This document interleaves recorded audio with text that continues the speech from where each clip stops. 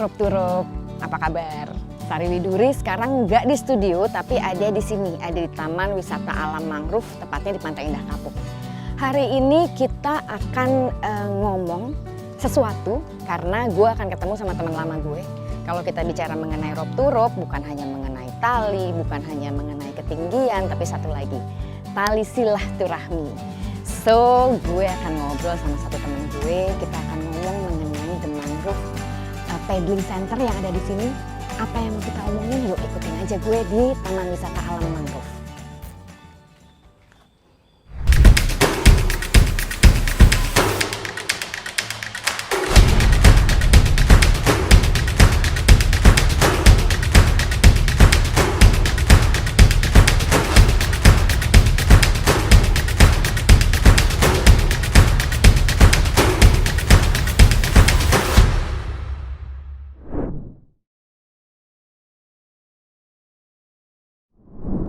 Halo sahabat-sahabat Rob to Rob, balik lagi di channel ini. Sari Widuri sekarang lagi ada di Taman Wisata Alam Mangrove.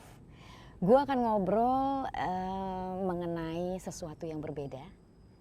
Ada Saleh Alatas, apa kabar? Baik, alhamdulillah Kak Sari. Aduh, lama nggak ketemu sama Saleh. Ternyata Saleh sekarang beraktivitas di sini.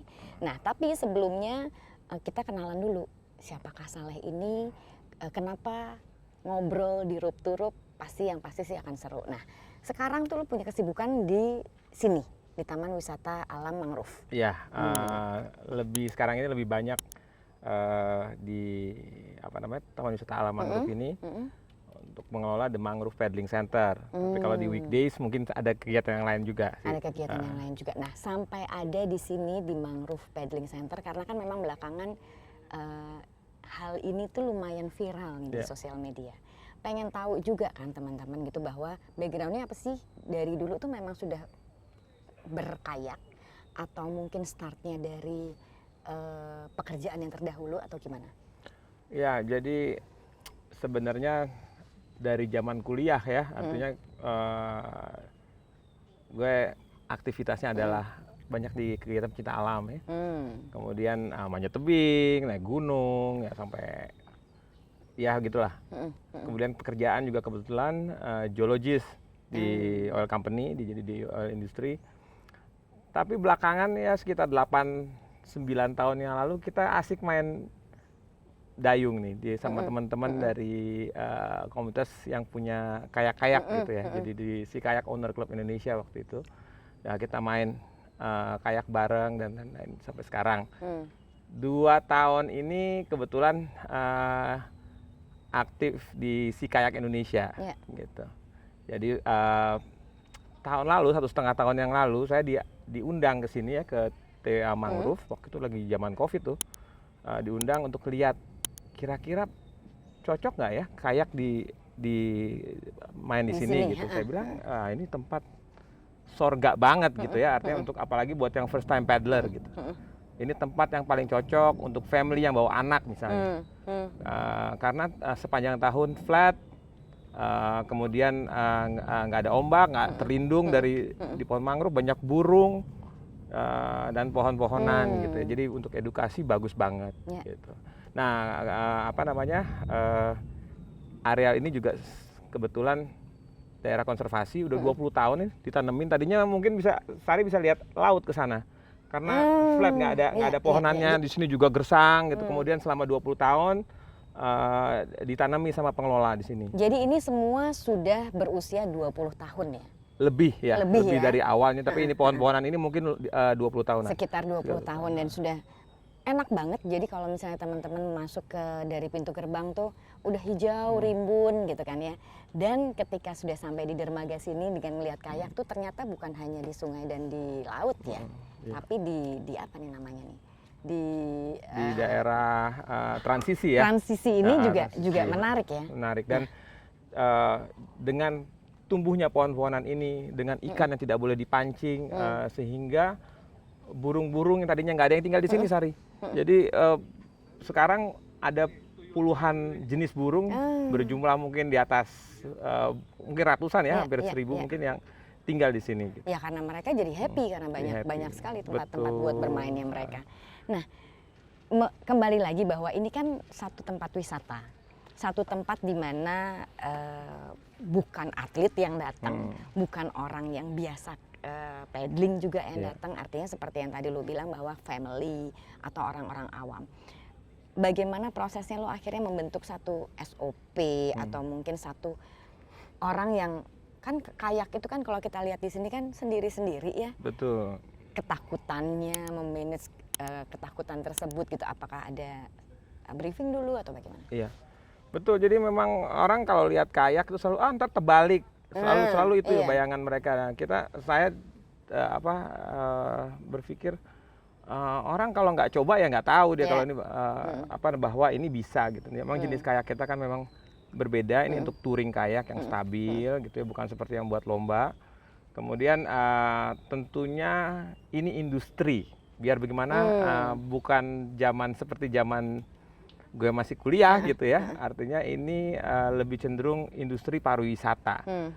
Seperti industri di migas, seperti industri mungkin di ketinggian, rope access misalnya.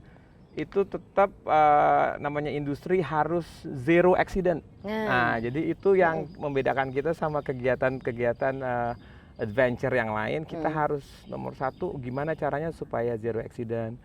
Nah, tentu untuk turun di sini ada SOP. Wajib mandatory untuk pakai life jacket nomor satu. Kemudian mereka akan diberikan coaching klinik ya.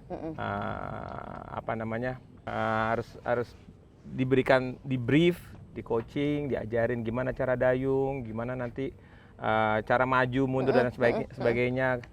Kemudian setelah itu dikasih tahu juga tetap kalau seandainya terbalik, ya, kalian harus bagaimana, itu kita kasih tahu sehingga mereka ngerasa secure ya, ngerasa secure, kemudian baru kita jalan. Seperti itu. Dan didampingi selalu dengan guide, jadi nggak boleh tuh sendirian jalan sendiri, nggak boleh, gitu. Nah, sebenarnya dengan semua SOP tapi kan kadang-kadang kan orang yang sangat awam gitu ya lah ya, yang nggak pernah, nggak tahu gitu kan. Walaupun sudah dikasih tahu, ada nggak sih gitu ya pengalaman bahwa walaupun sudah dikasih tahu tapi nggak berani, udah coba aja gitu. Nah itu tuh apa, anger management, apa khawatir, apa ketakutan tuh? Iya, ada yang traumatik ya. Ada traumatik, dan kita pernah ada kasus waktu itu, ada rombongan dokter dari salah satu rumah sakit besar di Jakarta Barat. Ada satu orang perawat ya, bukan dokter. Dia betul-betul takut tapi dia harus mendampingi karena dia yang mengentertain dokter-dokter tersebut. Akhirnya kita bilang oke, nggak apa-apa, kita ada kayak tandem, nanti akan didampingi oleh guide-nya. Nah, jadi dia kan merasa ada orang. Kemudian akhir lama-lama dia bilang ternyata nggak seserem itu gitu ya kan. Dan dengan segala safety-nya dan semuanya, jadi dia ngerasa secure sampai akhirnya balik lagi ke sini. Akhirnya balik lagi kan, setelah pertama kali dengan begitu kekhawatiran gitu kan, akhirnya dia kembali lagi dan main lagi tuh. Main lagi dan mereka ngerasa safe gitu ya, karena kita ada standar operating prosedur yang dipegang gitu. Dan memang harusnya di industri adventure di Indonesia itu menjadi sesuatu yang sangat penting yang harus dibuat gitu ya. Betul. Mau di bidangnya arung jeram atau di trekking pendakian gunung, harus ada SOP yang jelas. Gitu. Nah, ini kita di sini sebelum kita buka kira-kira 7-8 bulan yang lalu ya. Tapi research untuk menjaga keamanannya, untuk memeriksa semua kawasan, mensimulasikan itu 1,5 tahun. Sekitar 1 tahun, 1 tahunan. Kita periksa dulu. Kita simulasikan kalau membawa tamu, misalnya dia nggak bisa berenang, gimana? Kalau yang bisa berenang gimana? Yang bawa anak-anak gimana? Jadi kita coba terus gitu. Nah, pertanyaan gue nih, batasan usia minimal berapa sih anak boleh naik ini sendiri? Untuk di sini ya? Iya, di sini. Untuk di The Mangrove Paddling Center ini, anak usia 10 tahun ke atas dia boleh pegang dayung sendiri, boleh bawa kayak sendiri. Dengan pertimbangan umur 10 tahun itu sudah bisa mengerti dan menjalankan instruksi. Pada saat terjadi sesuatu, kita bisa instruksikan dia apa, lebih mudah. Memang ada anak-anak di bawah itu yang sudah bisa, tapi kan tiap anak beda-beda ya. Jadi kita ambil 10 ke atas. Bagi yang di bawah itu bahkan sampai yang balita harus didampingi dengan orang tuanya. Jadi pakai yang tandem atau ada kayak yang khusus untuk bawa bayi misalnya, kita juga ada kebetulan. Gitu. Bayi aslinya 2 tahunan ya. Iya. Jadi memang buat family itu oke banget ya. Betul, cocok banget di sini. Cocok banget ya. Selama ini saya kalau pikir, aduh gimana ya bawa anak kecil kalau kayaking, karena kita biasa di laut gitu. Tentunya agak resiko ya. Namanya anak kecil kecemplung gitu ya kan. Iya betul. Nah di sini kebetulan flat, jadi begitu amannya. Nah. Gitu. Oke, nah kalau misalnya ada anak kecil yang di atas 10 tahun sudah boleh bawa paddling sendiri. Terus kemudian secara assessment juga kan, kalau tidak bisa berenang, kalau berenang. Rescue-nya juga ada dong. Ada. Gimana sih? Atau memang pernah nggak sih? Harapannya sih nggak pernah ada yang di rescue ya, karena kan memang kita kan targetnya zero accident. Betul. Gitu kan. Cuman ada nggak cara-caranya untuk merescue? Jadi ini 8 bulan ini kan udah berbagai jenis tamu, dari mulai yang bawa anak kecil, kemudian anak sekolah, anak-anak sekolah alumni COVID, jadi artinya dia 2 tahun di rumah dan dilepas seperti keluar dari kandang gitu. Betul. Kemudian ya macam-macam sampai orang dewasa dan lain-lain. Nah kita mempersiapkan, jadi kalau misalnya kalau anak-anak itu biasa misalnya aduh kecapean, saya udah nggak mau lagi. Nggak bisa lagi, kita selalu, nah ini berhubungan sama rope to rope juga kelihatannya ya. Kita selalu bawa tow line. Jadi tali untuk mentowing, menarik itu kita bawa. Kemudian selalu membawa guide, membawa dayung cadangan. Misal dayungnya tiba-tiba ada yang patah atau apalah gitu ya, atau terlepas atau bagaimana, kita ada selalu dayung cadangan yang untuk dipersiapkan untuk menggantikan dayung yang rusak atau terlepas. Kemudian yang jelas nggak ada yang lepas dari ada life jacketnya. Jadi itu yang paling penting sekali ya. Jadi life jacket ini life jacket ini mandatory harus dipakai untuk seorang yang melakukan kegiatan kayak. Betul juga sih ya kalau ngomongin anak-anak, jangankan anak-anak, seorang awam bisa aja tiba-tiba di tengah, gila gue capek banget nih, terus gue mesti gimana? Gitu kan ya? Iya, jadi kan seperti itu. Terus kalau pernah juga kita kan tamunya ada yang dayung umur 76 tahun gitu ya. Itu kalau misalnya terjebur tuh agak challenge juga tuh menaikkan ke atas, dan kesian kalau naik mungkin bisa, tapi dia akan sangat kelelahan untuk orang-orang yang sudah senior citizen ya. Jadi kita kalau yang kayak gitu ordernya adalah apabila terjadi cebur ke guide-nya nggak usah suruh naik, kita tak kirim speedboat ke sana untuk jemput. Kalau untuk yang artinya senior citizen yang ada kita lihat handicap atau misalnya dia overweight yang sangat ya, kita kirim speedboat untuk menjemput. Tapi sih sebenarnya ketika orang kemudian sudah kecebur, mau berapapun usianya, rasa panik itu kan harus ditenangkan kan. Betul. Udah lo di situ tunggu speedboat juga mungkin jalan beberapa menit gitu kan ya. Artinya kan dia masih berada di surface di situ kan. Itu masih ditemenin dong. Oh iya pasti, karena harus kan ada guide. Ada guide ya. Kemudian ada SOP yang di jalan. Nanti ada tuh dikasih tahu, kamu ikutin instruksi guide akan melakukan seperti ini, kamu dengarkan saja instruksinya, caranya sebegini gitu. Guide itu 1:1 atau? Jadi kita biasa di tempat kita itu misalnya ada 10 tamu gitu misalnya, berarti ada 2 guide. Atau dilihat juga di range usia ya gitu ya. Kalau untuk anak-anak udah pasti tuh 10, berarti 5 kayak gitu. Jadi supaya bisa menangani cukup banyak. Tapi kalau untuk kadang dewasa gitu ya, ada 7 sampai 10 gitu. Sebenarnya dengan 1 guide udah cukup sebetulnya kalau di sini ya. Nah, terus kalau kita ada trip ke pulau, laut, dari sini kita bisa ke pulau nih. Nah itu tuh mau pertanyaan gue tuh, kalau dari sini kan berarti kan ujungnya kan laut tuh. Terus ke arah mana aja biasanya? Biasanya kita kalau untuk The Mangrove Explore Trip, The Mangrove Explore Trip itu sampai ke batas Gulf Island. Gulf Island itu yang ada pulau reklamasi itu. Sampai situ, habis setelah muter-muter di dalam kawasan, kemudian terakhir ke ujungnya di situ, kemudian balik lagi masuk terus lewat jalan yang lain lagi seperti itu. Nah, ada lagi trip ya, Beyond the Mangrove. Beyond the Mangrove itu kita ke pulau yang cukup dekat dari sini, ada pulau-pulau bersejarah, Onrus, Cipir, Kelor. Nah, trip one day trip misalnya ke sana, tapi itu mesti di escort sama kapal. Itu wajib, jadi kita escort sama kapal kalau ada apa-apa. Berapa jam itu tripnya? Trip itu, ini kan jaraknya 10 kilo, kecepatan kayak 5 km per jam. Kurang lebih 4-5 km per jam. Ya sekitar 2 jam dari sini, sekali jalan. Habis itu kita makan-makan, barbecue, balik lagi ke sini. Barbecue. Seru sih. Oke. Nah, tapi untuk experience ya itu. Untuk experience ya itu ya.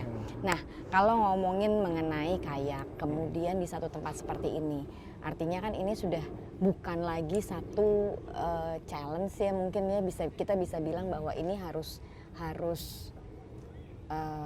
masuk ke dalam satu industri gitu kan ya. Betul. Nah, menjadi peluang nggak sih menurut Saleh nih hal-hal seperti ini nih? Sangat ya, seperti juga yang di industri yang lain. Industri ini namanya industri pariwisata. Outdoor activity, kegiatan dulu kita tempat kita main, cari mungkin kalau ada resikonya kayaknya makin seru gitu. Tapi kalau di industri pariwisata artinya kita harus belajar, artinya betul-betul menjaga, memanage resiko tersebut, menjadi tidak beresiko, supaya tidak terjadi accident. Nah, Indonesia nih begitu luas dan sekarang termasuk yang terindah kalau nggak salah. Betul. Di dunia termasuk yang terindah. Dan itu sebenarnya peluang yang sangat besar untuk para petualang, artinya anak-anak yang sekarang mungkin masih mahasiswa dan lain-lain, untuk bagaimana mereka bisa menggiatkan kegiatan pariwisata di outdoor ini gitu ya, industri pariwisata ini gitu. Tentunya dengan safety yang tinggi ya. Gitu. Oke, kalau tadi lu sempat bilang bahwa petualangan kita selalu mencari challenge gitu kan ya. Ketika sudah masuk industri, kita bisa melakukan satu kegiatan passion yang bukan lagi challenge yang dilakukan, yang dicari, tapi passion dan juga safety-nya itu ya. Kembali lagi kalau kita bicara mengenai kayak gitu kan ya. Usia tadi di atas 10 tahun. Kemudian ini bisa dilakukan oleh family atau juga orang-orang yang sangat awam dengan kayak. Menurut lu apakah sudah cukup nggak sih mereka ketika di sini kemudian beranjak ke laut, karena kayaknya kan kalau bicara mengenai laut dan daerah lain kayaknya tidak setenang ini gitu loh. Ya. Jadi ada artinya teman-teman juga operator kayak kan nggak cuman kita ada di Jakarta ini ada, seingat saya ada 3 operator kayak ya, 2 di laut. Kita lah satu-satunya yang di air tenang ini gitu ya, di pinggir laut. Nah, jadi memang ada memang yang di laut juga ada SOP untuk supaya itu aman ya. Tapi ada range umur mungkin yang lebih cocok gitu ya di sini. Misalnya yang family yang enggak deh, nggak mau ada ombak, takut begini segala, ya di sinilah tempatnya gitu. Terus ada beberapa orang yang udah habis main di sini, pengen dong cobain yang ada ombaknya, kita bisa ke laut gitu. Jadi memang seperti juga kita makan lah, kadang-kadang pengen makan juga nasi pecel rasa-rasa ya, yang berbeda gitu ya. Kadang-kadang pengen juga nyobain steak apa gitu kan, sama juga. Jadi ini kan sebenarnya pengennya jadi buat wisatawan atau tamu-tamu yang sebenarnya bukan adventure betul-betul, artinya dia pengen menikmati alam ini, untuk menjadi sesuatu yang nggak terlupakan sebenarnya, menjadi suatu pengalaman yang bagus gitu. Dan dia mungkin juga pengen anak-anaknya nggak main gadget, dia pengen anak-anaknya lihat yang hijau-hijau, gitu, tiap hari stres di kota. Dia bisa main ke adventure, nggak usah jauh-jauh dari Jakarta, di sini-sini aja ada gitu. Bener-bener. Khususnya sih buat teman-teman yang di Jakarta ya, begitu sampai sini sih rasanya udah beda banget. Begitu masuk tuh beda gitu loh rasanya, tuh udah hijau dan lain sebagainya gitu kan. 99 hektar loh ini. 99 Jadi hektar ya. sebenarnya gini juga, ini mangrove kan sebenarnya di Indonesia nggak cuma ini ya, ada tempat-tempat lain. Cuman kelebihan di sini adalah berada di 99 hektar ada di kota Jakarta metropolitan gitu. Terus keluar dari tol cuman 1-2 menit sampai gitu. Jadi sesuatu yang apa namanya, enak banget, dan saya nggak semua orang Jakarta mungkin tahu ini tempat. Betul. Dan cara yang paling nyaman untuk menikmati mangrove itu memang dengan paddling. Kenapa? Paddling itu clearance airnya cuma sejengkal aja, kita masih bisa lewat, nomor 1 itu. Yang kedua, waktu kita lewat itu kita nggak ada bunyi mesin. Sehingga burung-burung itu juga tidak terlalu terganggu gitu. Jadi udah bisa masuk ke dalam, dan burung-burung itu tidak terganggu dengan suara mesin ngeng gitu, enggak. Jadi cukup sangat nyaman buat alam maupun juga buat kita. Gitu. Terlepas dari kayak nih, ngomongin burung. Di sini nih 99 hektar ini kan banyak banget, hijau banget. Betul. Cuman ada burung apa ada binatang lain sih? Iya. Kayaknya sih harusnya ada beberapa Jadi hewan lain yang bisa hidup di sini. Iya, di sini awalnya memang ikan banyak sekali dan dilindungi. Awalnya dia kan ini kan ekosistem ya, gitu ya. Jadi ada rantai makanan dan lain-lain. Jadi nomor 1 pengelola itu melarang ikannya diambil sama manusia, artinya dipancing atau apa. Karena kenapa? Diperuntukkan supaya binatang-binatang lain datang, yang pemakan ikan tentunya. Nah, yang utama adalah burung-burung. Kemudian di sini ada biawak. Tadi saya waktu masuk ada biawak segede komodo lah, itu lewat. Biawak itu kelihatannya serem, tapi dia sama manusia nggak mau ada urusannya. Jadi dia pasti pergi kalau ada manusia, dia nggak suka gitu. Dan ada biawak, kemudian ada burung-burung, ada kayak kura-kura yang lunak itu apa namanya? Labi-labi. Labi-labi ada di sini juga. Kemudian ya ada di beberapa tempat mungkin ular, tapi kita nggak pernah ketemu ya. Pasti ular ada, cuman ular itu akan jauh sama manusia, nggak makan urusan. Kalau binatang-binatang berbahaya tidak ada, karena selalu dipatroliin sama BKSDA. Karena ini bukan hutan lindung gitu, tapi ini taman wisata alam, artinya akan ada pengunjung dan binatang bahaya itu dihindari. Gitu. Dan yang terakhir banget nih, pesan lu nih buat teman-teman yang memang hobinya berkegiatan di luar, outdoor activity, punya hobi naik gunung, panjat tebing dan lain sebagainya, berkayak, kemudian mau masuk ke dalam industri seperti yang lo bilang kan, bukan lagi challenge tapi kita harus ada beberapa yang diperhatikan. Pesan lo apa sih? Ya, untuk teman-teman nih yang sekarang ini lagi asik-asiknya mungkin bergiat di outdoor activity, ya terus asah kemampuannya, kegiatannya. Nanti one day mungkin bisa membuka peluang usaha industri di masing-masing bidang. Tentunya bukan sekedar adventure, tetapi sudah harus dilengkapi dengan standar operating procedure yang bagus sehingga tidak terjadi accident, zero accident. Karena sekarang sudah nantinya akan masuk ke dunia kerja, dunia industri yang harus menjaga betul mengenai safety-nya. Gitu. Itu aja mungkin pesan teman-teman, terus bergiat, gak usah ragu-ragu. One day akan menjadi sesuatu yang besar juga. Seperti juga kayak tadinya kita cuman main-main, kita nggak ada berpikir untuk membuka ini jadi industri. Ya akhirnya sekarang bisa buat pariwisata juga. Begitu juga misalnya teman-teman di panjat tebing, dulu cuma main-main aja, nggak kepikir ternyata ada industri namanya rope access misalnya. Diving, ternyata ada underwater welding, wah itu kan keren banget ya. Jadi banyak akan terbuka banyak, jadi nggak usah ragu-ragu.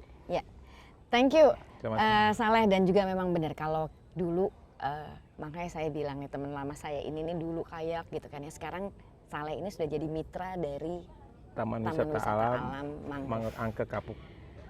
Taman Wisata Alam Mangrove Angke Kapuk. Oke. So, terima kasih Saleh. Terima kasih juga Taman Wisata Alam Mangrove Angke Kapuk.